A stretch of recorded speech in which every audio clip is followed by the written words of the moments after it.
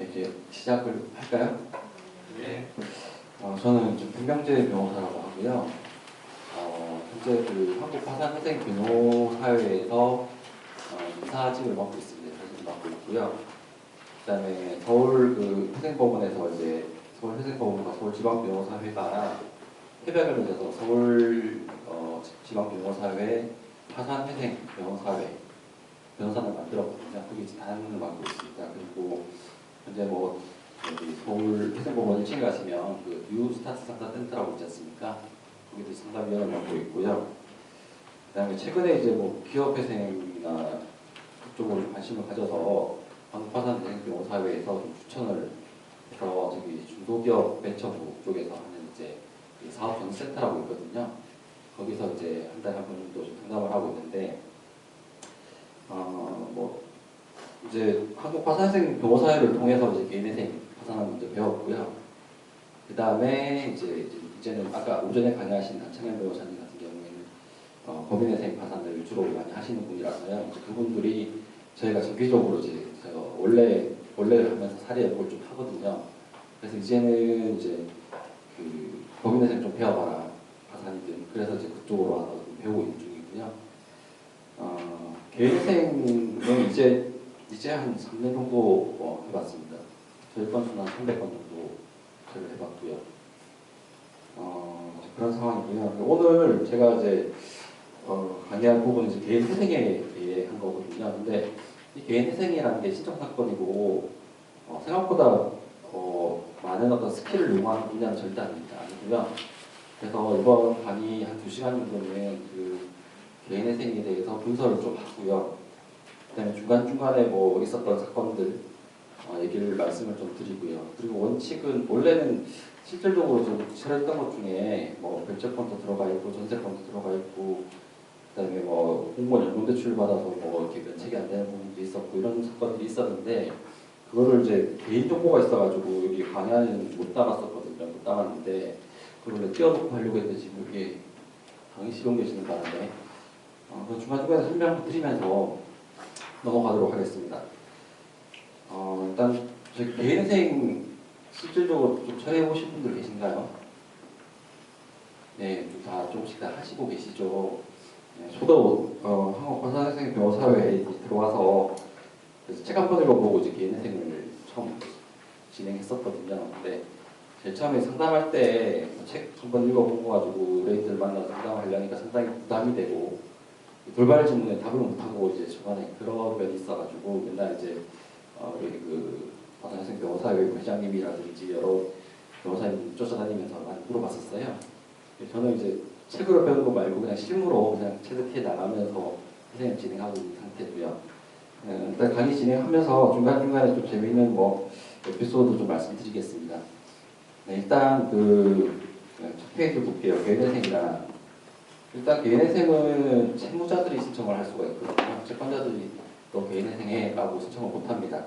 그래서 채무자분들이 부담보 채무 5억 원, 담보 채무 10억 원 이하의 급여소득자 또는 영업소득자가 장래 지속적으로 얻을 수 있는 소득을 바탕으로 그 소득에 대해서 소득에 있어서 여러 가지 생계비를 공제하고 남는 그 금액을 가용소득이라고 합니다. 이제 그 가용소득을 바탕으로 월 변제금 산정을 하고 변제 기간을 짜서 과거에는 5년짜리였는데요. 지금은 이제 3년을 넘지 않는 걸 원칙으로 하고 어떤 기타 사정이 생겼을 때 3년에서 5년짜리 그 변제 기간을 세우고 있습니다. 자, 그래서 여기 보면 뭐 채무자회생법 579조 4호 각주를 보시면요. 가용소득에 대해서 이렇게 정의를 하지 않습니까? 이거 보면 저희 처음에는 뭐 근로소득이 필요하고요. 거기에서 뭐 소득세, 주민세 이런 것도 떼는 거예요. 빼고 그다음에 국민기초생활보장법 제6조 규정에 따른 최저생계비 이런 걸 빼고 남는 금액을 변제금으로 산정하게 됩니다. 생각보다 되게 간단하죠. 그런데 여기서 약간 문제점 발생할 수는 있어요. 그러니까 한식이 딱 100% 떨어지는 건 아니고요. 만약에 채무자가 그 채무를 뭐 주식이나 도박, 요즘에 비트코인도 많지 않습니까? 비트코인, 그다음에 스포츠 토토도 많다고요.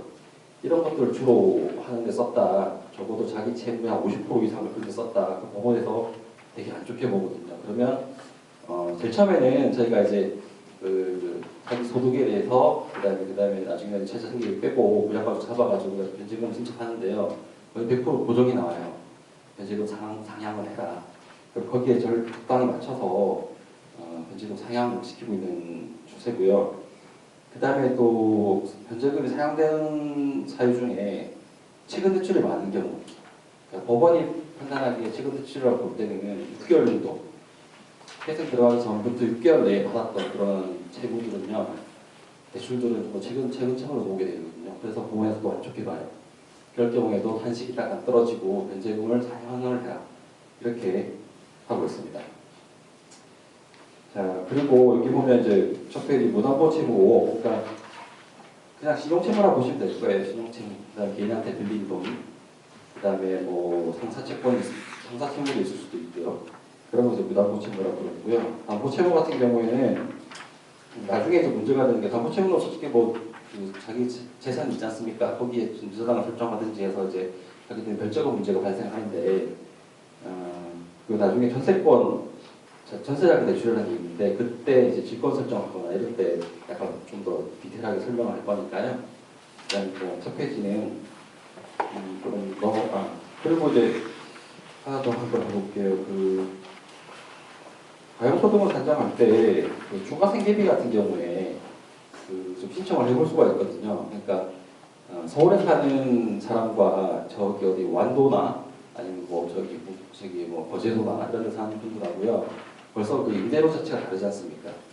그래서 서울에 사는 분들 같은 경우에 적절한 금액에, 그러니까 보통 인조를 많이 하거든요. 월세가 좀 높다.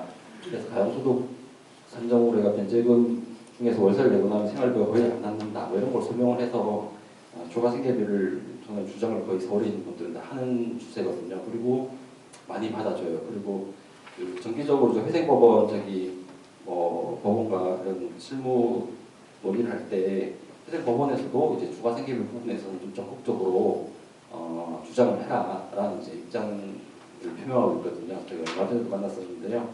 그래서 나중에 서울이나 경기도권까지는 아마 좀 초과생계비 적극적으로 주장하셔가지고 월세 한 20만 원 정도 더 올려서 한번 주장해 보시면 요즘에 잘 받아주고 있는 추세입니다. 자, 그 다음 페이지 보시면요. 자, 그래서 개인회생이라는 것은 가연소득을 기본으로 3년을 기본으로 하는 거예요. 세무조회생법이 2018년 6월 달에 개정이 되면서 법이 바뀌었거든요. 그러니까 3년을 넘지 않은 변제기간을 세우되 다만 어떤 사정이 있을 때는 최장 5년까지 할 수 있다라고 되어 있는데요. 어떠한 사정 이런 것들이요. 아까 말씀드린 채무 사용처가 만약에 주식, 도박 뭐 이런 거다. 그다음 최근 대출이 많다. 근데 3년 내에 하기 좀 그렇지 않습니까? 법원에서 좀 더 갚아라. 그러면 40개월짜리 나올 수도 있는 거고요. 그다음 두 번째가 이제 개인회생에서 가장 중요한 게 원칙이 두 가지인데요. 청산가치 보장의 원칙. 가용소득 정부 투입의 원칙인데요. 청산가치 보장의 원칙, 그러니까 자기가 가진 재산보다는 많이 갚아야 되거든요. 근데 내 재산이 만약에 4천인데 빚이 5천이다. 그랬을 때 3년 내에 4천을 다 못 갚는 경우가 생기잖아요. 그럴 경우에는 3년을 좀 넘어서 40개월짜리 변제기간을 세울 수도 있는. 그래서 이게 획일적으로 무조건 3년이다라고는 이제 보여지진 않고요. 법은 물론 3년 넘지 않도록 권장을 하고 있는데, 그래서 이제 적당하게 그런 걸 잘 생각을 하셔가지고 좀 더 넘는 3년이 넘는 변제기간을 세우는 것도 한 방법이라고 합니다. 다음 또 보시면요, 절차도가 나오거든요. 이건 그냥 저희 사무실에서 이런 식으로 이제 진행을 하는데요.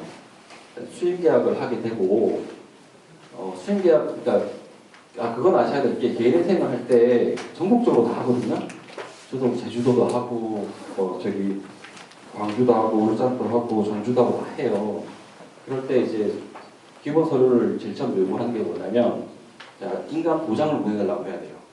잘 안 보내주겠죠. 그다음에 인감 증명서도 떼어야 되거든요. 그건 이제 부채 증명서를 발급받을 때 그게 꼭 들어가야 돼요. 그다음 저희가 위입장을 작성해서 주기 때문에. 근데 어차피 지역에 있는 분들을 만날 때는 저희가 이제 광고를 따로 하는데요.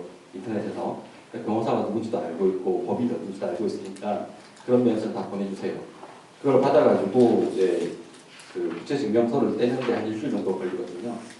예, 그래서 수행 계약을 하고 나서 평균 일주일 정도 만에 그 기본 서류들을 세팅을 쭉 해놓고 부채 증명서가 끊어지기 전까지 신청서랑 변제 계획하고 다 작성을 하거든요.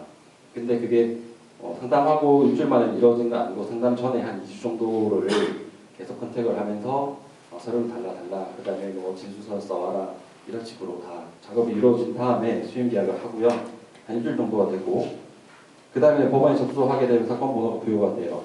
근데 이때 이제 사건 번호가 부여가 되고 이제 채권자들한테 이제 송달이 가기 시작할 건데 이제 주심을 이제 여기까지 당하고 있던 분들이 이제 사건 번호가 부여가 되고 채권자들한테 송달이 가면요, 채권자들이 웬만해서는 요즘에는 집행을 잘 안 해요. 근데 이제 보통 그 신청서 집어넣을 때 변제 계획안하고 그러니까 금지명령 신청 다 집어넣거든요. 근데 금지명령이 나오는데 한 3일, 이게는 일주일 정도 걸리는데, 그럼 뭐 원칙상은 주심을 할 수가 있는데 전화가 온단 말이에요. 그럼 사건 번호 불러주고 이렇게 해서 들어갔다 하면 더 이상 주심을 잘 안 하고 있더라고요.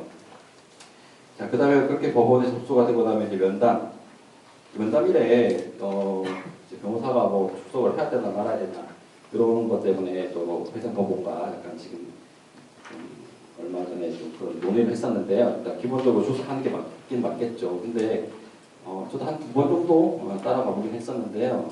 주로 이제 그 세무 증대 경위, 그 다음에 이제 가용소득이 작거나 아니면 과거에 직장이 없었는데 지금 구했거나 아니면 과거에 다니다가 직장을 못 구하다가 다시 구한 사람들 있잖아요. 그러면 당신이 지금 이거 회생을 계속 유지할 수 있겠느냐, 이 정도를 물어보고 뭐 디테일하게 이걸 어디 썼냐 이렇게 하는지 잘 안 물어봅니다. 그리고 이제 뭐 아까도 말했지만 도박이나 뭐 주식 같은 거 하는 분들한테는요 좀 강하게 푸시를 해서 물어보는 경향이 있고요. 그러고 나서 이제 보정이 나오기 시작하거든요. 보정 같은 경우에는 통상 그냥 한 번 정도, 그러니까 보정을 안 맞게, 제일 처음부터 안 맞게 그 서류를 꾸며서 들어갈 수도 있어요. 근데 이제 상담 오는 분들이 대체적으로 빚을 밀리다 오셔가지고요.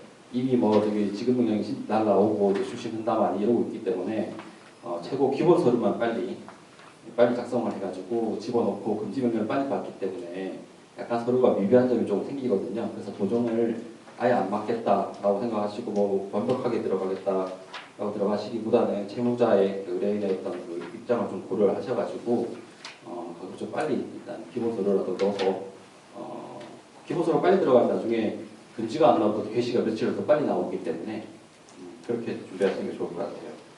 그게 한 2-3달 정도 걸리고요. 그다음에 게시 결정이 나고, 근데 뭐 법상으로는 뭐 3개월 내에 게시 결정이 난다 이러고 있는데 여지껏 3개월 내에 게시 결정 내준 데는 한 번도 못 봤고요.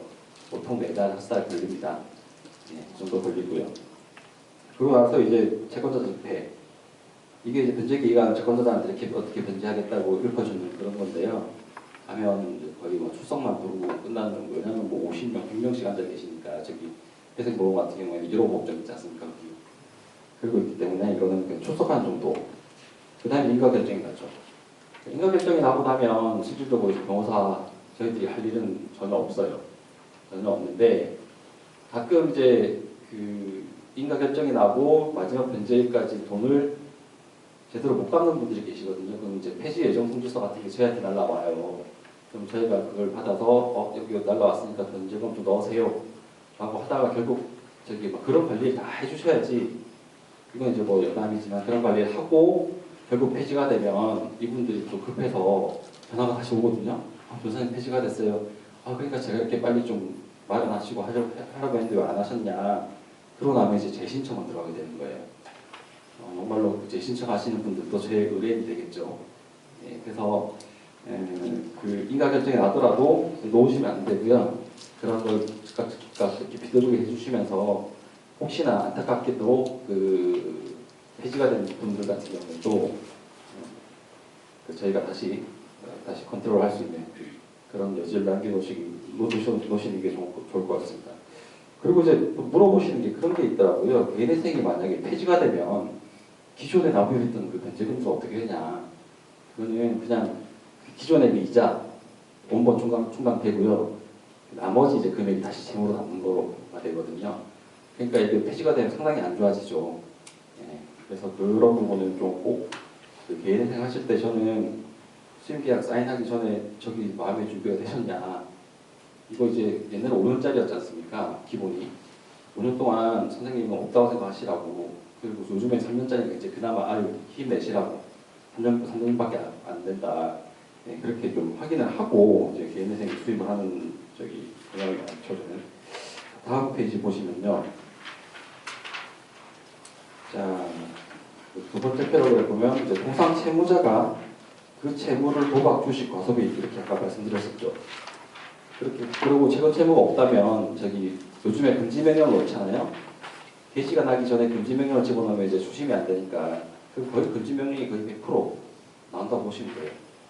그래서 저기 가끔 우리 애들이 무조건 나오시면 무조건 나오냐고 보통 변호사들이 무조건 나옵니다. 그런데 저는 이 사람이 주식이나 도박, 과소비, 채권 채무 이런 게 없다 그러면 나옵니다. 걱정 안 하시고요. 걱정 안 하셔도 됩니다. 이렇게 얘기를 하고 있습니다. 근데 이제 문제점이 그 개인회생 신청을 하고 나서 개시 신청이 날 때까지는 변제금을 납입을 안 해도 되거든요. 그 우리가 계획안에 적는 그 변제금은 개인회생 개시 결정이 난 그 다음부터 이제 넣거든요. 그러니까 한 3, 4개월 정도를 이제 빚에 허덕이다가 전혀 이제 변제금도 안 넣어도 되고 뭐 이자도 주지 않고 그러니까 돈이 막 생기는 거예요. 그럼 막 써요. 근데 이게 그래서 문제점이 뭐냐면 보통 우리가 그 첫 번째 변제 기일을 그 신청서 넣은 다음부터 60에서 90일 정도 잡거든요. 그러니까 세 달째 잡아요, 세 달째. 저는 통상적으로 그 세 달째 중에서 제 맡은 채무자가 받는 그 급여일을 이제 첫 번째 게시일로 급여일 다음 날 게시일로 잡거든요. 급여일 날 이체를 못할 수도 있으니까. 그러고 나서 한 두 달 정도를 이제 변제금 또 안 내도 되는 거예요. 게시가 보통 4개월, 5개월째 나니까. 근데 게시가 나면 그 제일 첫 번째 잡은 날로부터 두 달치 더 내야 돼, 한 번에. 그럼 세 번째 6개월째 게시가 나면 세 달치 한꺼번에 더 내야 되거든요. 그래서 그때는 늘 이거 그렇게 갑자기 뭐 빚을 안 갚는다고 해서 신청만 쓰시면 안 되고 반드시 우리가 예정했던 변제금을 모아놔라. 그 고지를 무조건 해주셔야 돼요. 안 그러면 게시가 나는데 갑자기 안 들어가잖아요. 그때부터 계속 밀리게 돼 있어요. 이분들이 워낙 어려우시니까 그건 꼭 체킹을 해주셔야 되고요. 그리고 이제 금지 명령 같은 경우에는 이제 그 각주에 보면요, 하나, 둘, 셋, 넷, 다섯 번째 줄, 자, 금지 명령이 나오게 되면 채권자는 더 이상 독촉, 추심 행위 등을 할 수 없게 되는 거죠. 그 추심 자체를 못 하게 되는 거죠. 근데 제가 그런 경우를 잘 안 당해봤는데 최근에 이제 한 번 당해봤었어요. 그 분명히 금지명이 나왔고, 근데 이제 금지명이 나왔으니까 그 추심이 정지가 됐잖아요. 그 이제 그 직장에다가 그동안 안 준 월급 좀 줘라. 근데 직장이 못 주겠대요. 그럼 왜 그러냐니까 이제 그 채권사에서 정부명령을 한 거예요. 개시 전에 정부명령을 낸 거예요. 그래서 제가 정부명령을 내셨어요? 왜냐면 정부명령이라는 게 자기 채권하고 얘가 얼마 받을지도 모르는 요거랑 바꿔버린 거잖아요, 솔직히 말하면. 그래갖고 결국에는 그래서 그 채권사가 그 정부명령에 대해 해당하는 채권을 다 받아갔어요.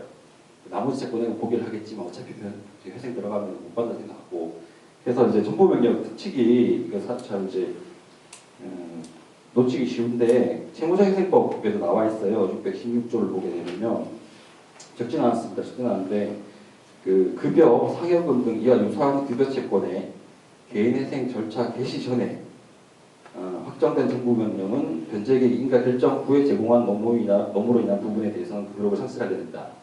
그러니까 개시 전에 정부명령이 확정이 되면 그 나중에 인가 날 때까지는 그 확정된 금액은 다 지급을 해야 돼요. 근데 민사집행법상 급여 같은 거 2분의 1만 압류할 수 있으니까 그래도 급여를 많이 받는 사람은 상당히 안 내도 될 그 돈을 내게 되는 거죠.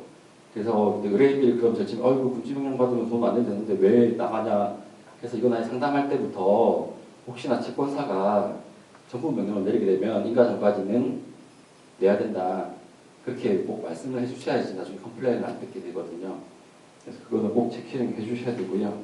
아 그리고 이제 정보명령 들어온 제가 이번에 당했던 데는 그 채권이 얼마 안 됐어요. 한 400만 원.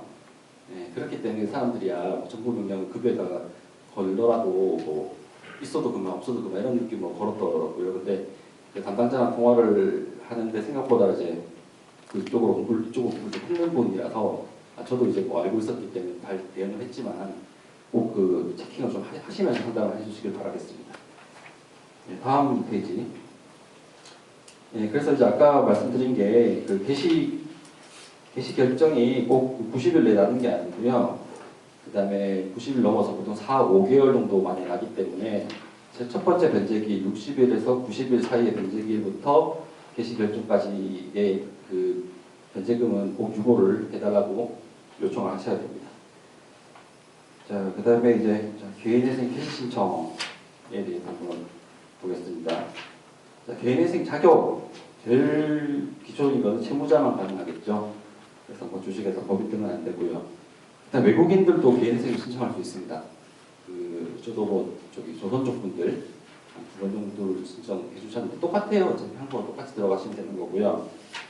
그다음에 이 개인 채무자는 이제 양분화되는데 급여 소득자랑 그 사업 소득자, 영업 소득자로 이제 양분이 돼요. 그거 외에는 뭐 다른 개인 소득자는 없죠. 그래서 이제 그 이분들이 받는 그 급여가 월별 계산을 시키거든요. 근데 이제 이게 매달 똑같은 고정적인 급여가 나오면 좋은데 뭐 어떤 상여금 있는 날에는 얼마 또 뭐 야간 수당 있는 날에는 얼마 이렇게 조금 가변적이거든요. 그럼 뭘 잡을까? 1년 더해서 1년 평균 내시고요. 그게 지금 이번 달에 받은 급여랑 그렇게 차이가 안 나잖아요. 그럼 이번 달에 받은 급여로 저는 이제 이게 수익이다라고 해서 이제 집어넣고 있고요. 자, 그리고 이제 그 다음에 3번, 후반에 3번을 보게 되면요. 아까 말했듯이 무담보 채무 5억 원, 담보 채무 10억 원 있잖아요. 그런데 이게 조금 그렇죠.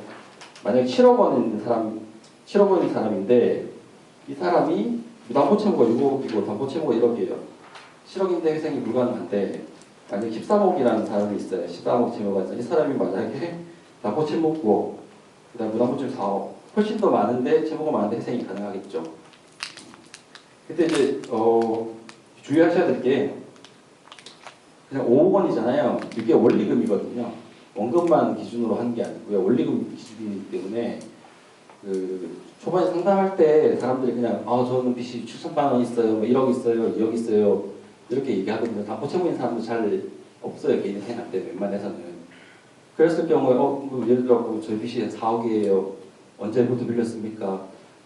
그렇게 넘어가면 안 되고요. 나중에 그 사람들 부채증명서를 딱 떼보는 거예요. 그럼 이자까지 다 포함해서 나오기 때문에 5억이 넘어가는 순간에는 회생이 안 돼요. 그래서 약간 애매할 때는 저기 그 부채증명서를 좀 떼고 다시 말씀을 드리겠다라고 무조건 하셔야 돼요. 그다음에 그건 신용초업 채무에 대해서만 은행권 채무에 대해서만 부채증명서를 뗄 수가 있는데 간혹 그렇게 해놓고서 뭐 개인한테 빌린 돈들 이런 거가 얘기를 한 사람이 있거든요. 그러면 실권 상담하고 부채증명서를 뗐는데 회생 요건이 안 되는 경우도 있어요. 그럴 때는 뭐 전 돈을 받지 않습니다. 그냥 봉사활동 했다고 생각하고 그냥 넘어가고 있고요. 자, 그다음 4번을 보면요. 기본적으로 이제 채무자 회생법이 적용돼서 3년입니다. 3년 넘어가는 건 아까 다 설명드렸고요. 채무가 이제 상당히 좀 작은 경우가 있어요. 다음 페이지 또 보시면요.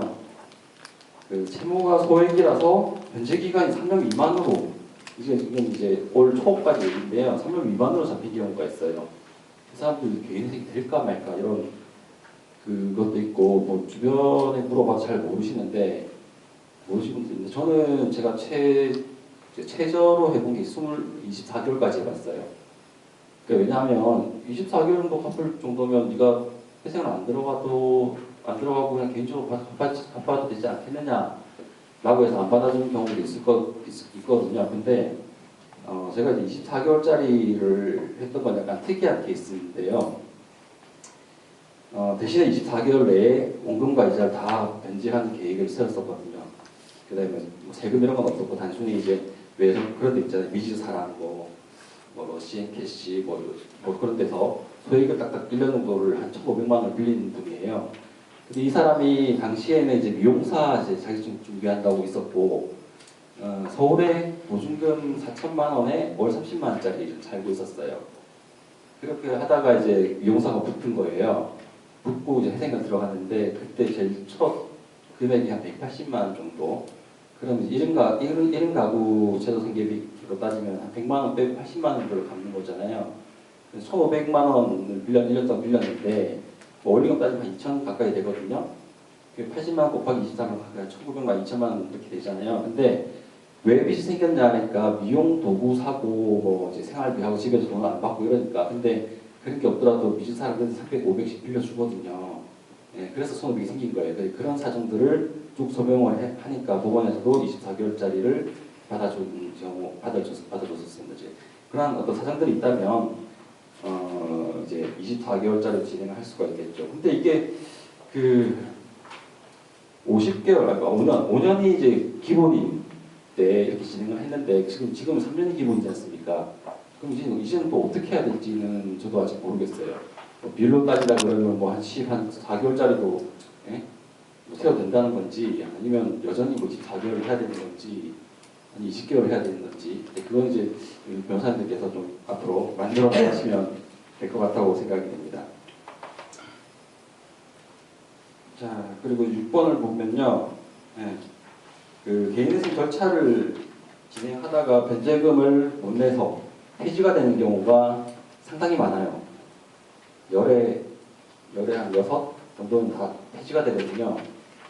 그래서 다시 신청하고 또 다시 신청하고 다시 신청하고 이렇게 심지어 폐지 결정이 어저께 났는데 정확하게 10일 후에 다시 들어가요. 네, 왜냐하면 이 사람들은 또 좀 국책이 바로바로 들어오니까 들어올 것도 겁나고 하니까 그게 법상은 분명히 가능한데 그 예전에 법원에서 2011년 정도 할 때 그거가 이제 성실하지 않은 뭐 개인회생 신청 사유다 이래갖고 기각을 시킨 적이 있는데 결국 법원에서는 그냥 여러 번 신청하는 것도 가능하다라고 이제 결정을 내렸고요. 저도 개인적으로 3번째 해준 분도 있는데 대신 이런 분들은 금지 명령이 절대 안 나와요. 그래서 비투톡을 보면서는 그런 거죠. 아유 그래 너 계속 신청하는 것 같은데 고생 좀 해라. 그래서 비투톡하게 만들어 놓는 거예요. 그래서 이런 분들한테는 그냥 공의번호 지인 말고 받지 말라고 그래요. 저는.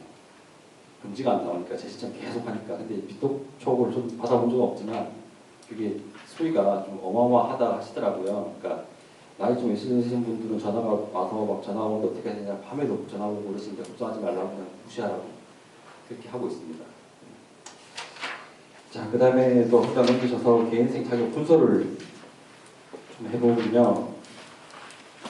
2번을 볼게요. 자, 일단 개인회생은 장래 지속적이고 반복적으로 발생되는 소득을 바탕으로 개인회생을 신청하지 않습니까? 근데 이제 개인회생 신청 당시에는 직장이 있었어요.